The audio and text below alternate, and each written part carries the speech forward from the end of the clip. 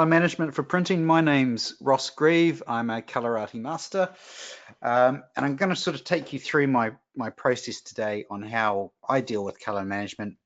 I'm a big fan of print, and print is king in my view, rather than just viewing images on screen. But it's very simple, the process I use, and I'll take you through that step by step. If you have got any questions, please just pop those into the chat box, and I'll do my best to answer all those towards the end. There'll be an opportunity to get the questions asked then. Also, there is going to be something special for you towards the end as well, guys, so don't sort of disappear sort of halfway through. There is going to be a special offer for you guys and a link at the end, which is well worth hanging around for. So what's on? I'm going to tell you a bit about myself. I'm not an Australian, and you'll soon discover that. And then I'll tell you how a color checker in the i1 Studio actually helps you with your photography, even.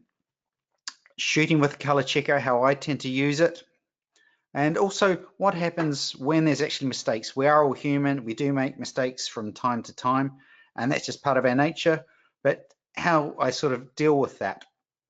I'll also be jumping over onto Lightroom, so you will see my workflow and how I actually apply all my sort of color balanced images and my profiles to my imagery as well. It's very straightforward, and you'll be able to follow that. We'll talk about printing as well, and of course you'll get something special towards the end, and of course a good old Q&A. So I am a New Zealander. I've been in the UK since '96, and I used to shoot weddings, but I got out of that. It's a brutal industry now, but I tip my hat to anyone who's shooting that now.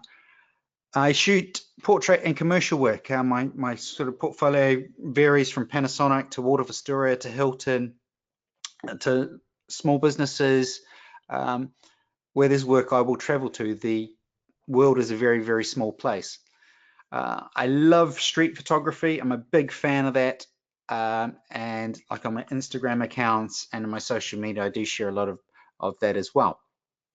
And I have been a pro for over 20 years. Where I actually started out working for a bungee jumping company back in the days of film.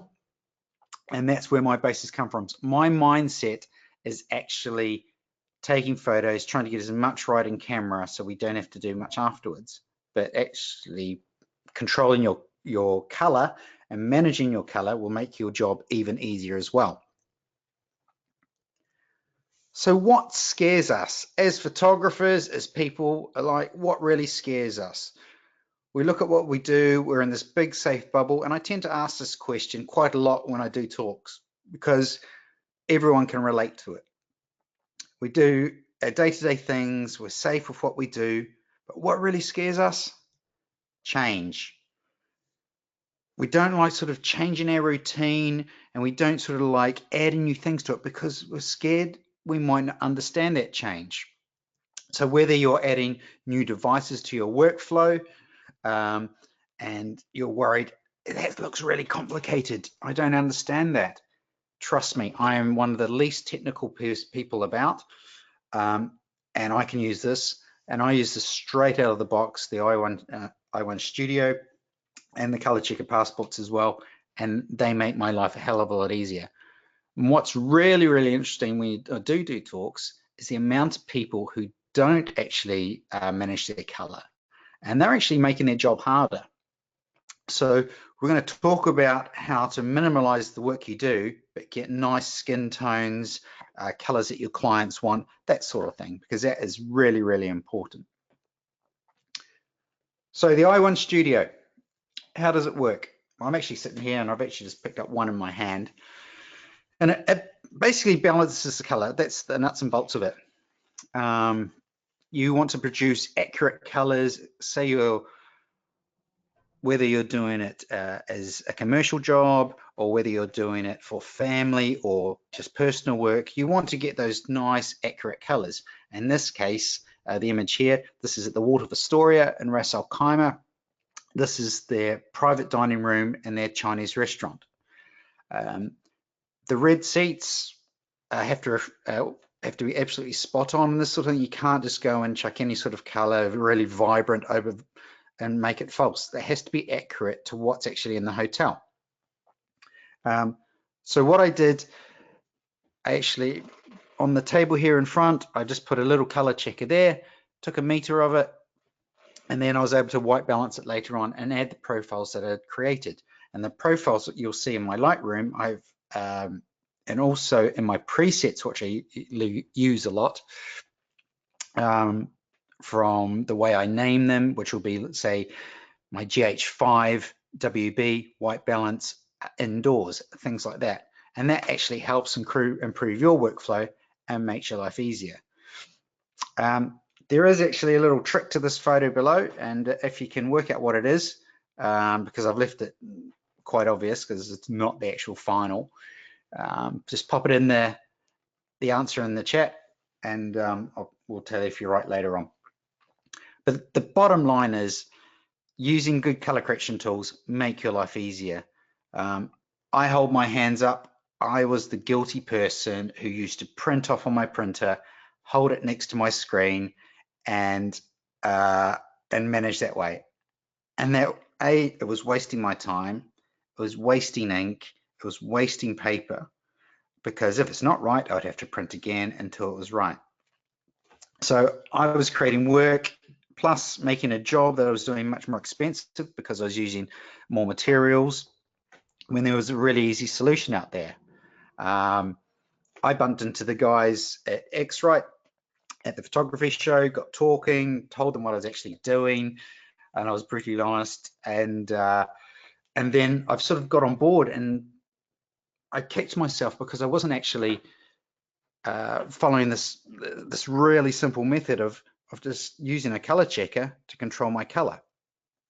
But having said that, what happens when everything goes wrong? What do we do? Do we panic? No, we deal with it. Armstrong one says, plan your shoot, shoot your plan, then 3, plan out the window, because things are going to change on that shoot. So I'll take you through this shoot. So this is without a color checker. This is Susanna Anderson. She is a Swedish soprano. I was asked to fly out there and shoot her latest album cover. Absolutely fantastic to work with. However, when you're not, there's 2 elements which you'll notice here. I'm not shooting with a color checker, and I've also put the wrong white balance on straight away.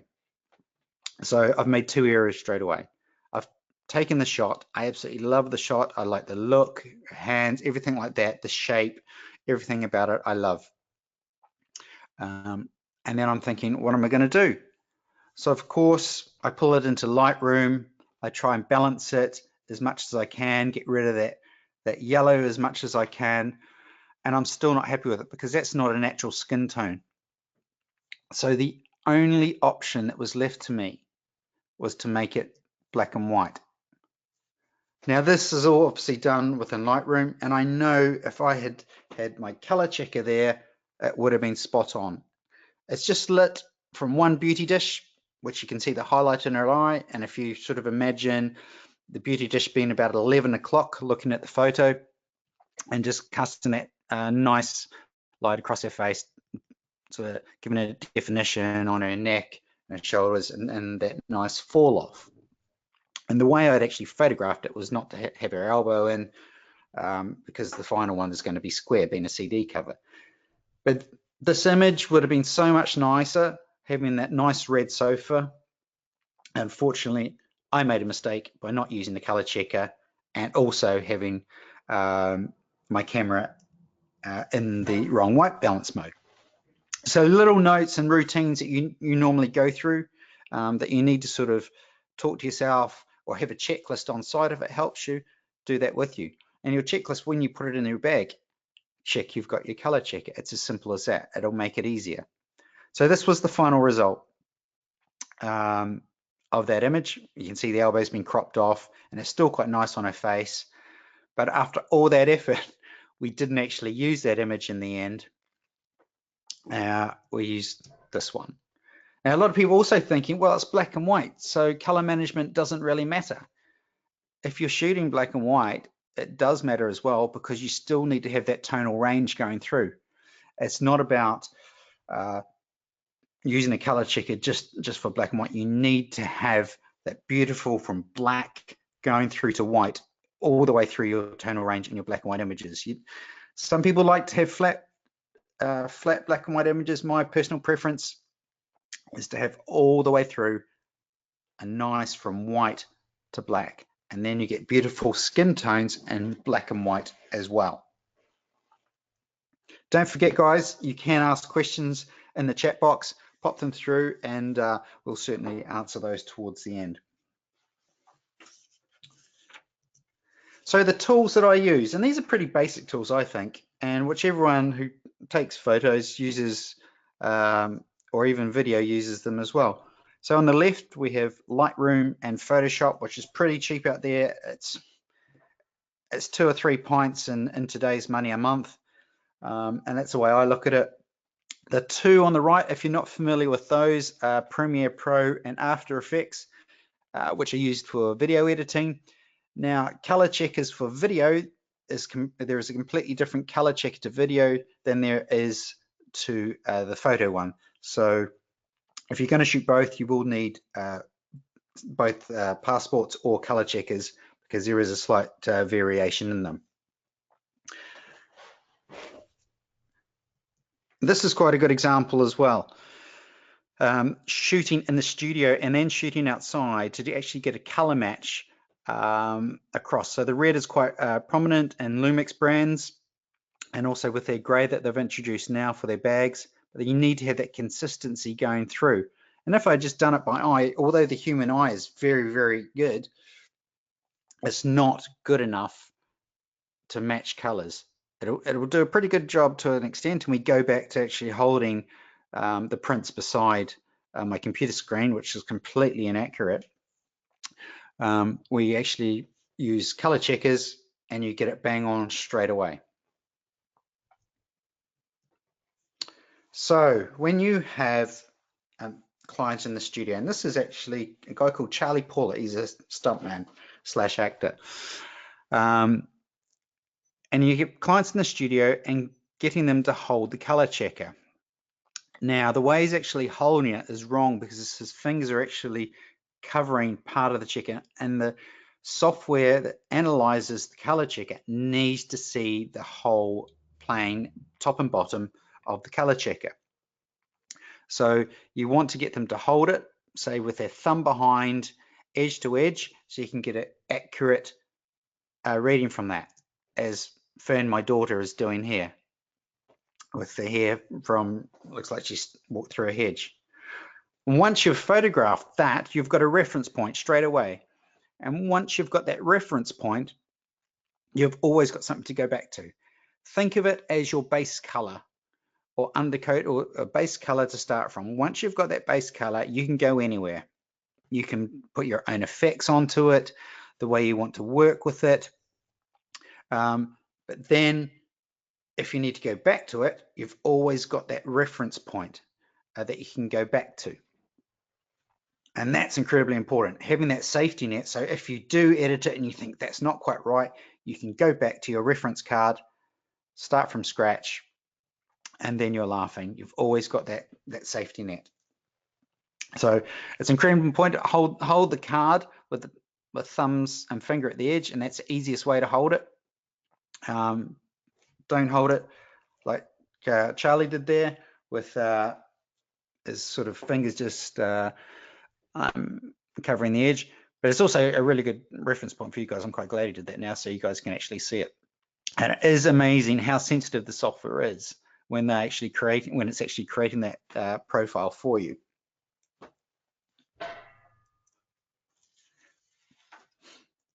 Okay, so what I'm going to do now, I'm quickly going to jump into Lightroom, and here we are. So this is Charlie, as you saw before, and I could try and take one off there, and I'm going to actually give it a crack. This is, if I just reset the raw file,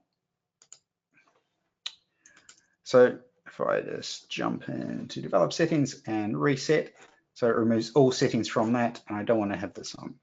Okay. So if we jump into Charlie's screen there, we're going to get some odd results. But if we jump down to Fern, with all the faces you can think of in a almost teenager. And I like to zoom in a little bit and crop in on my tool. Just gives me a bit more accuracy, I believe. It's a personal preference, you don't have to. So all I've done, remember this file is completely untouched, I've just cropped it. And this is the way I tend to work. So I'm going to grab my white balance selector and I'm going to go for, I'm just looking at the points here, and I'm going to go for the fourth one along from the left. Okay. Apologies, I've lost my screen there. The beauty of doing a webinar when software does unfortunately crash. So we've got Fern here. I'm just waiting for the joys of Lightroom to open up again. And I think we're okay there. I'm just going to drop it back across for you, so you should be able to see that. There we are. Okay, so we're back. Okay, so we take our point here as our target. So what's going to happen now, I'm going to export with the preset. And then you see, I've already put this is a plugin which comes with the Color Checker Passport. It's all updated from the X-Rite site. So say when you get your studio, your iStudio, you'll automatically download iStudio and that'll sync with that. But also when you get your checker, you can download the plugins and that works straight with Lightroom straight away. So I'm going to click on this. And it's going to ask what DNG profile I'd like to create. So I'm just going to call that Fern, save. And at the top, you can see it's processing that file. It's looking at all those colors along that range. And what's quite interesting as well, when you look on the top panel, it's got a range for landscape along the bottom here. And it's got a range for skin tones along the top here. Now, because we've processed a new profile, what Lightroom wants us to do is actually restart. So we're just going to close Lightroom down. I'm going to skip this time and we're going to reopen it up and we'll have that profile there straight away. So just enjoy the mountain scenes there very quickly and we're back up again. Now, so this is Fern. Remember, this was the reference card, so we could apply this to this profile to all of these. So if I go into develop, and for people who are used to using Lightroom, you will notice that the profile, which did used to be down here, used to be a camera calibration down here, has actually moved up, and it's up the top now. So it has moved around a bit. So if I click on Browse, and then we see Fern's profile there. Now, we should be able to see the one on the left has got more yellow in it, and the one on the right is balanced to skin tones. Now, if I apply this, because it's exactly the same lighting situation, only the exposure is going to be different, the colors will apply. So if I go down to develop,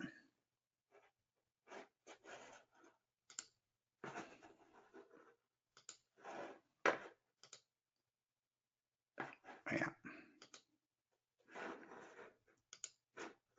And I'll sync those ones. If you want to make your life easy as well, and this is one of the things I use with my food, once you get that color point, you can synchronize all the images in that same color point, and there's your color correction done.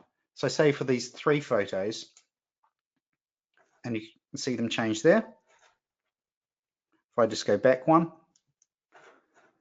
and I'll resync it again. If you just watch the 3 photos along the bottom next to the color checker, I click synchronize, they've changed. And that is how simple it is. Really, really simple. Now, how does it work if I'm using something along the lines of 4K images? Now, because I'm shooting on Lumix cameras, I shoot a lot of 4K and 6K imagery. One, I shot a poppy year before last. That one, not street photographer, pet photographer of the year. And it was an absolutely lovely photo, chuffed to bits with the outcome. And this was the still that I pulled from the video file. I'm not going to play the video today. That is available online. You can have a look just for streaming purposes. But this is the still that's used. So this is the original video. It's 5 seconds. And how did I deal with the color management of that? You can see it's a color image shot straight away. It's a black dog on a gray background. Now, I don't like this pull of light down the bottom here. And for me to deal with that, this is when my user presets come into play. And you can see here I've got GH5 black and white, white balance, GH5 studio white balanced. So there's white balanced in my studio. Now, because this was not shot in my studio, the lighting is different. So I need a different color reference for that. So I actually created this manually because I wanted to enter it and there was a one-off. So I actually just tweaked it slightly like this. And this is how quickly I do my editing. And I also look up here at the histogram, my blacks and whites. The white's not quite there, so let's just push that a fraction.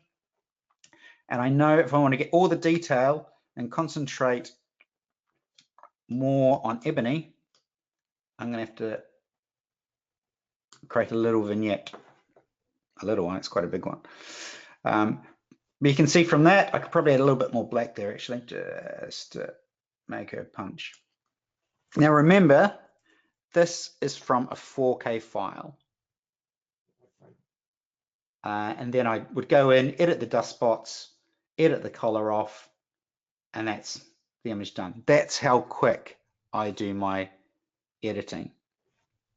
Likewise, when you're doing a situation like this is a friend of mine, Dave Wall.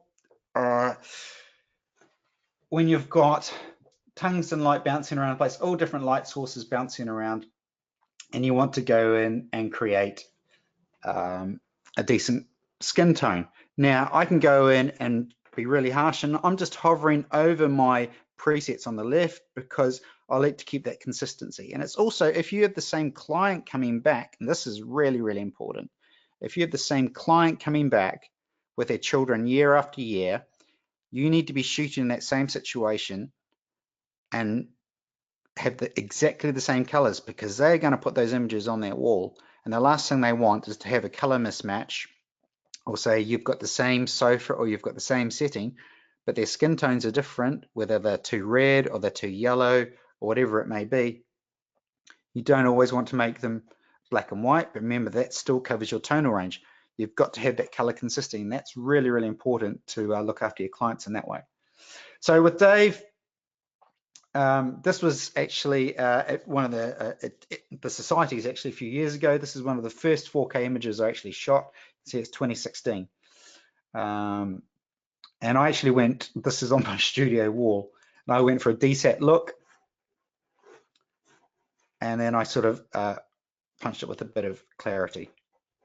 And purely because I know the looks I've got on my computer are going to match my printer, because the i1 Studio calibrates my screen, it calibrates my printer, and also calibrates my projector for when I'm showing clients the images. So everything is consistent all the way across the board.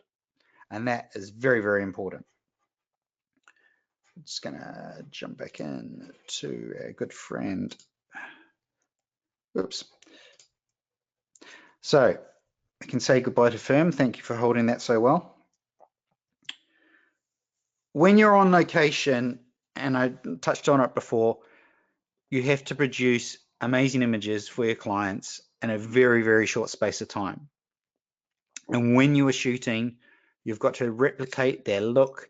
They will have a brand look. They will expect you to replicate. They will want those images to invite clients to come to their resorts, or whatever it may be your client does. They will want to attract clients, and that's incredibly important. So by getting skin tones right makes it look real, not blown out, not unrealistic, not over tanned, not too pale. There's all those factors to consider. So images like this work really, really well. The sky wasn't there at the time. It was cloudy, so I have dropped a grad on that for the sky. But what I've looked after is her skin tones, and that is incredibly important. And when you haven't got challenging scenes, when you've got a sunset going down, you've got a very, very short time frame to get it right. When you're working with a model as well, who, believe it or not, was actually inexperienced, that adds pressure to you also. But when you photograph food, that's when it gets great, because it doesn't talk back to you, it doesn't move, so you've got much more control. And you can also, if you use, a lot of people will put their white balance on their cameras to auto. Some cameras are good, the color science in every camera is different though. I tend to use the white balance that is suitable for the day. So if I'm shooting in daylight, I will put it into daylight on the camera, plus I will shoot the color checker as well. So I've got that in the bag when I get back. As you can see, all the ones here, there's absolute beautiful detail. The one with the shrimp in it is actually shot in daylight. And if you don't know, the difference between daylight and tungsten is very, very apparent. Daylight is very blue, where tungsten is nice and warm. Hence you get those beautiful ambient colors when you're, say, shooting inside at weddings or things like that.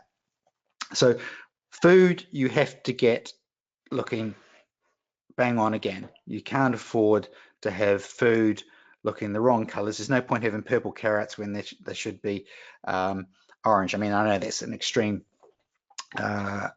example, but people want to see what's in the brochure is what they get on their plate, and that's what draws them to actually going there as well. Now this is a really, really good example of a combination of tungsten light and daylight coming in. So this is shot in Anantara hotels in Thailand. It's very early in the morning. I had to get in there early because you have to work around the guests that are going to come in. So this is about 5:30 in the morning. The kitchen's on the left. Chefs are getting ready. I've got to photograph the area for them.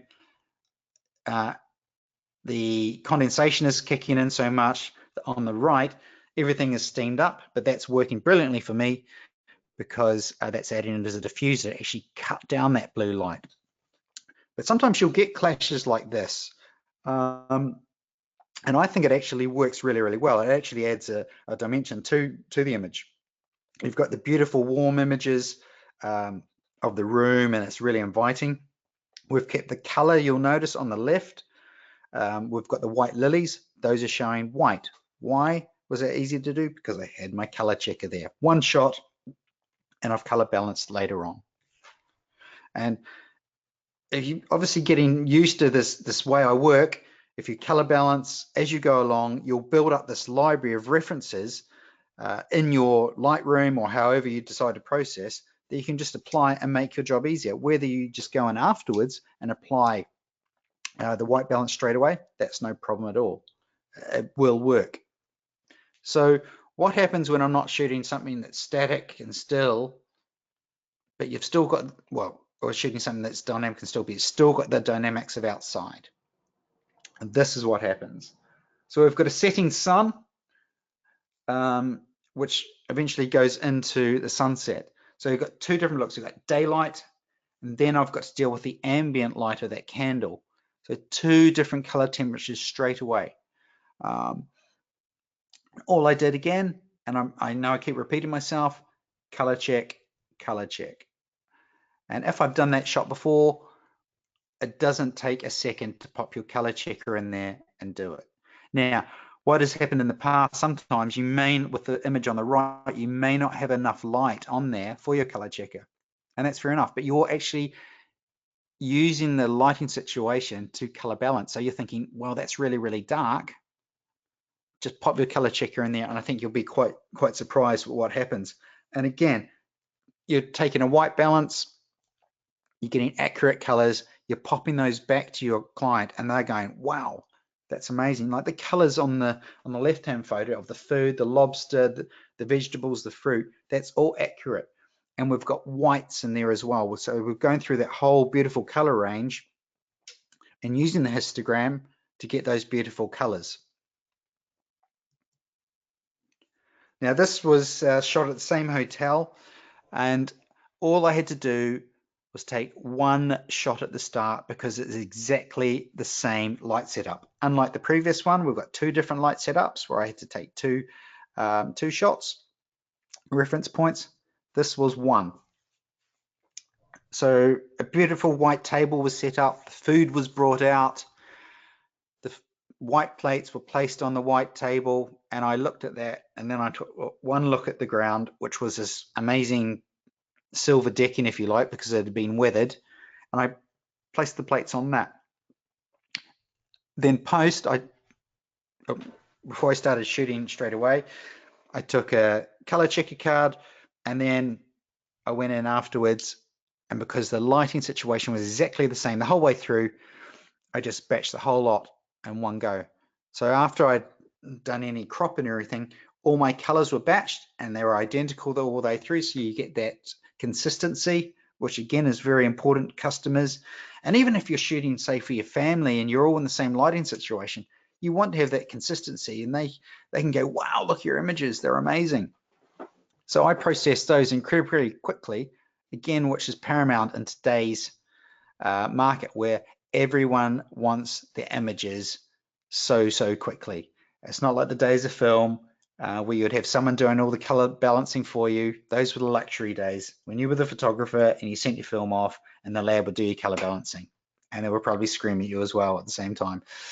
But now you've got to do that yourself. You're a photographer, you're a retoucher, you're a color management specialist. So there's so many different parts of your business that you're actually incorporating and wearing lots of different hats. But what happens when you haven't got your color checker? Sometimes it's impossible. You can't run up in the middle of a race and go, oi, just hold that. Or the light is changing so quick. It just doesn't work. It's impossible to do. And we've all been there. You've got to prepare yourself and think, okay, have I got that profile back there? What am I going to do with my color balance on my camera? In this situation, I actually chucked everything in auto because everything was happening so quick. And bit of luck, the guy running down the finish line decides to put his hands up, jump in the air as like a crucifix. I couldn't have wished on him to do that. It was absolutely fantastic. It's one of those lucky moments. Now, because I understand my camera, and I'm looking at this now more, and I'd say because of the lights at the top are nice and white, but the track at the bottom is a little bit yellow for me.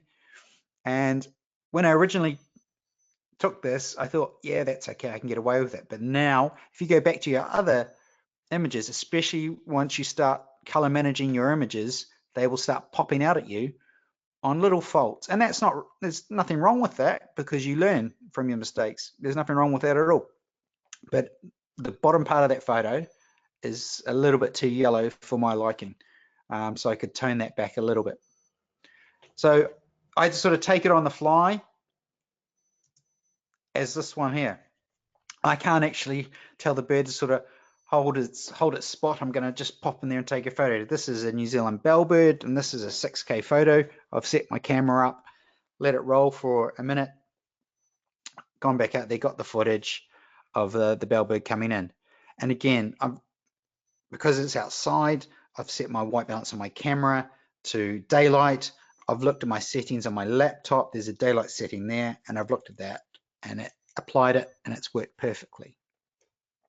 So these are little tips that will just make your job easier. If you get into that routine of just building up that Lightroom color base on your left and your presets, and also building up that color profile of each situation you shoot, you'll find your photography will actually look much more dynamic because you're getting the colors accurate. Again, another situation I can't go in and run up and interfere with. There's a corporate gig, and I was trying out something as well. You actually might notice those eagle-eyed people are you. There's a little bit of rolling shutter there, and that's because I wasn't in sync with the frequency of the lights, because this was taken from a video clip. Street photography, classic example where you can't run up with a color checker.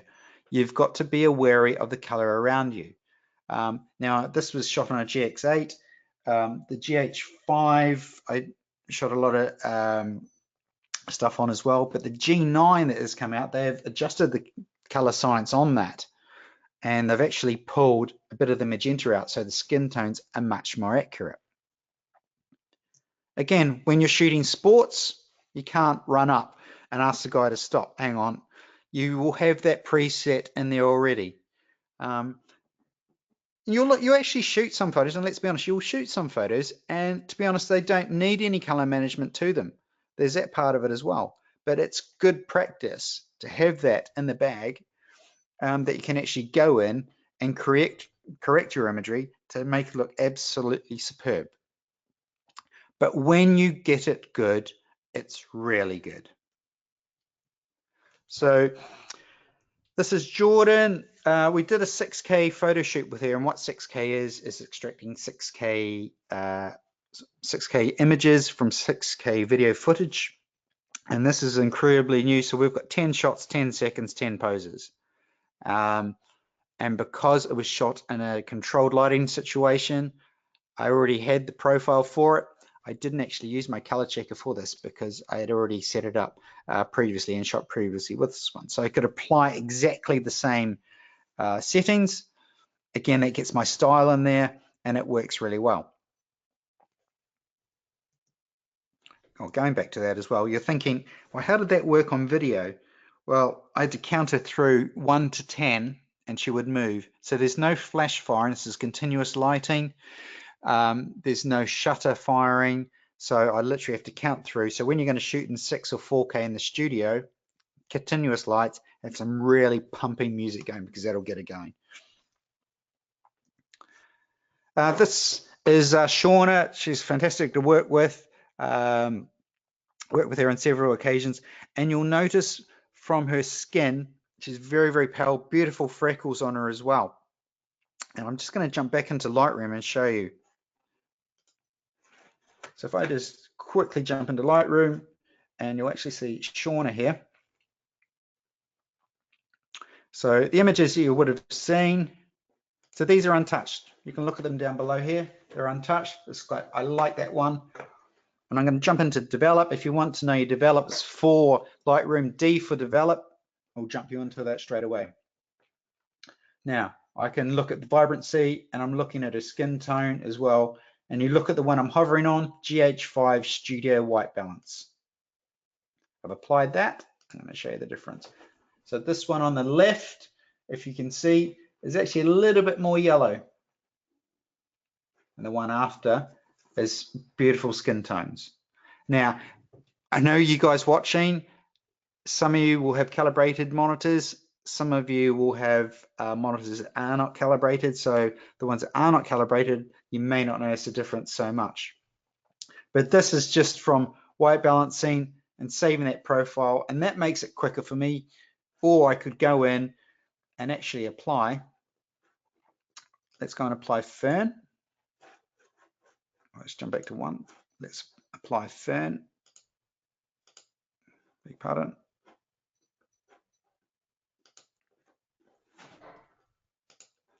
Browse. And I've lost it. Oh, because it's a different image. That's why I haven't applied it to it. But you can actually go in and make those different changes, or simple crops like this make it really powerful as well.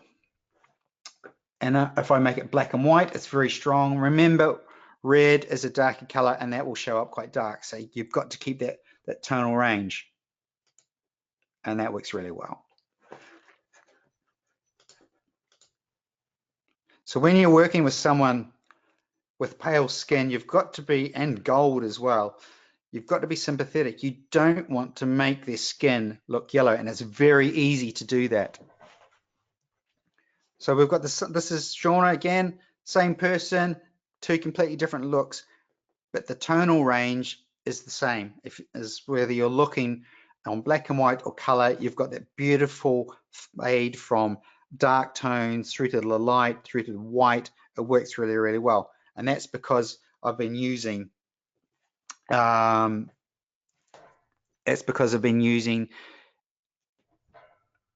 color checker all the way through. So something special that I mentioned to you guys, I'm going to bring up in a sec, and there's also some great news. You can tell I'm a bloke because I can't read and talk at the same time. So promo code, so the i1 Studio, which I use, and out of the box I used it, and I was just explaining how I approached it out of the box, and then I went to the X-Rite site and I watched all their tutorials basically on how to use it properly, and that's the best way to approach it.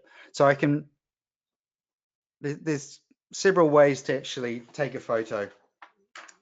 You need a camera, you need a printer, you need a monitor, and if you're viewing to clients, you need a projector.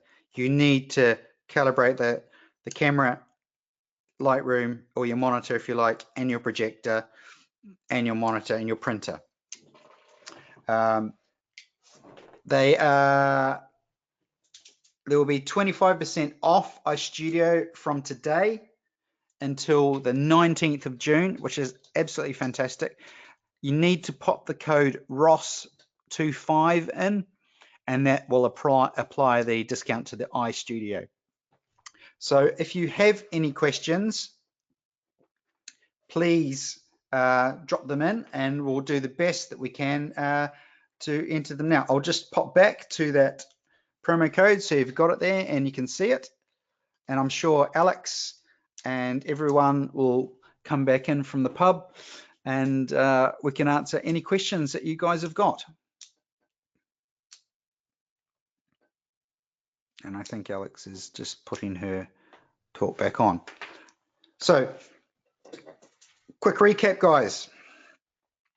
Going through your color management, take it with you. Take a color checker passport, carry it around with you. They fit in your back pocket. They'll fit in every camera bag. I've actually got mine in my hand right here. It goes everywhere with me.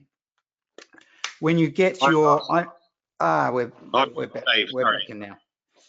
Can you see the questions in the toolbar there? Unfortunately not. Okay, it's very strange. What we'll do, we'll collate the questions, and if you don't mind, we'll send those over to you, Ross. Yeah, of course you can. Is that okay? That's fine. Yeah, I'm not sure why you're not seeing those questions. We'll have a look into that. Okay. What we've also decided to do, Ross, as well, obviously because you've covered the Color Checker Passport so much, we're also offering 25% off the Color Checker Passport photo at the same site for the same discount over the same period. So just let our viewers know that. Yep.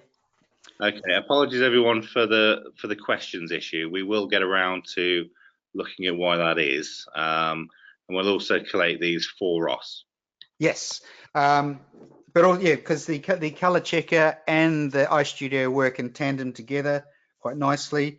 You do get a color checker classic with the i1 Studio, but you do get the more durable actual case and passport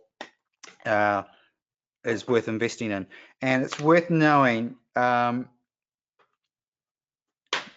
color checker passport does actually have its dedicated grey card on the back of it as well. So that's worth it just for its own. But that's fantastic. If you add in the same code, you'll get 25% off the iStudio, or if you want the color checker photo, which we've been talking about, add in Ross 25 and you'll get 25% off that as well. So that's a good few beers saved there. So we'll do our best to work out what happened with the questions. And for some reason they're not coming, and whether they just dropped on. So I'll just quickly change the slide for you guys as well.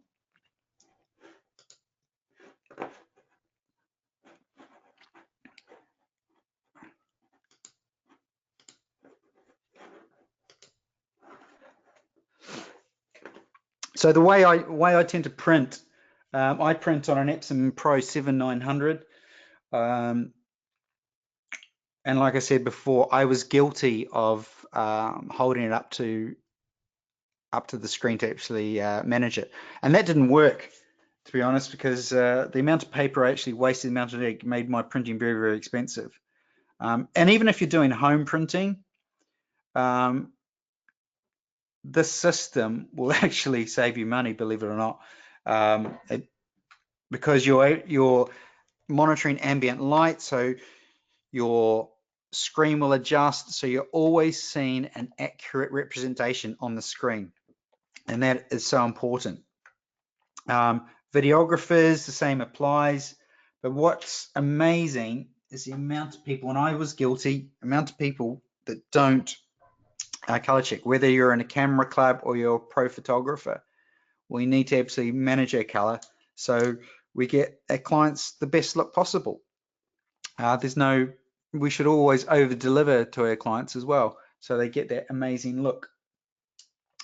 I did actually have some images. I'll put maybe some stills up of my setup as well, so you can actually see my setup in the studio, and you actually see my printer, how it works quite closely to my iMac as well.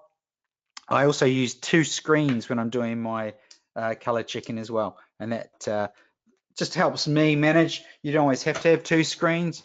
Some people like to use that, and that's all good too. So thanks very much for listening today. Sorry, Rob. Yeah. What I'm thinking, because you can't see these questions, I was wondering if we could ask a couple of the questions for you. Yeah, go for it.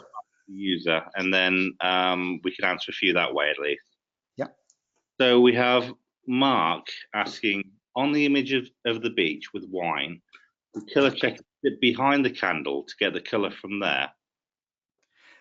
I'm just quickly going to bring it up. So one on the beach is I just put it so I had enough ambient light on it. So I was going to make it easy. So where the wine glasses are at the moment, the wine glasses were put there after I color checked, if that makes sense. So I actually color checked on the left of the light, and then the wine glasses were then placed in front. So there's ways to make your life easy. So color check first, took the shot, and then we put the wine glasses in on the left hand side, and that's how that was done.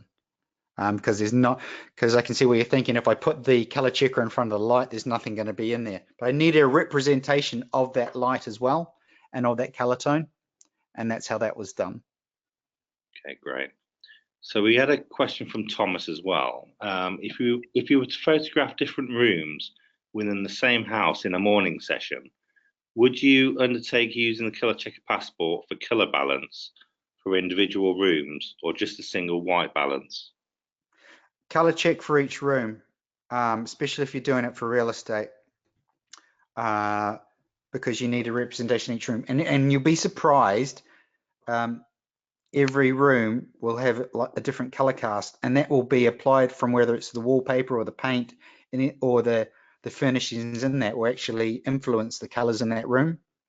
And if you do a color checker, it's going to take you a couple of seconds to do, and it's peace of mind for you. Then you can get that consistent look all the way across it, rather than just doing one in the first room. If the first room's got red paint on the walls and the last room's got magnolia, it's going to be quite a different color cast. Okay, great. So we have another question from Barbara. Do you just experiment with the different neutral greys to see which you prefer, or is there a specific one you should use in certain circumstances? Purely experiment and taste. I find the fourth one along works best for me. I also try, if I'm in the studio, I also try to underexpose a little bit just for details. But sometimes that's not the case. But you, Barbara, you may find the next square along is more suited to your style, or you may find you're just going to use the gray card on the color checker may work for you even better. So it's just finding that one that works best, but you will find quite a dynamic difference between shooting straight out of camera and applying looks in Lightroom without balancing, and then white balancing. You'll note a huge difference. But once you do that white balance, save that as a preset as well on the left hand side, and that's one thing that I've found that speeds up my day. Okay, great. So I've had quite a few inquiries about the difference between Colour Monkey Photo and i1 Studio, which I can certainly answer. Yep. For all the previous or the current Colour Monkey Photo owners, if you were to download the i1 Studio software, then you will get all the benefits of the i1 Studio, and that's a free download. So you would just need to go to xritephoto.com, choose i1 Studio, and go into the download section there, and then you can run your older Colour Monkey Photo directly with the new software. And it works on Mac and PC. Mac and PC, yeah. So we'll collate these questions for you, Ross. I'm just conscious of time. So we'll get that sorted from here. Superb. Brilliant. Brilliant. I'm absolutely baking in my studio at the moment. Sun's belting. But no, it's been great. Absolutely great. So a pleasure to talk about how I sort of work. I sort of think it's pretty straightforward, and if I've helped someone out, then that's brilliant, because I know a lot of people have helped me over the years. So always nice to give a little bit back. Great. Well, thanks very much, Ross. Thanks Brilliant. everyone for joining. Cheers. Thank you.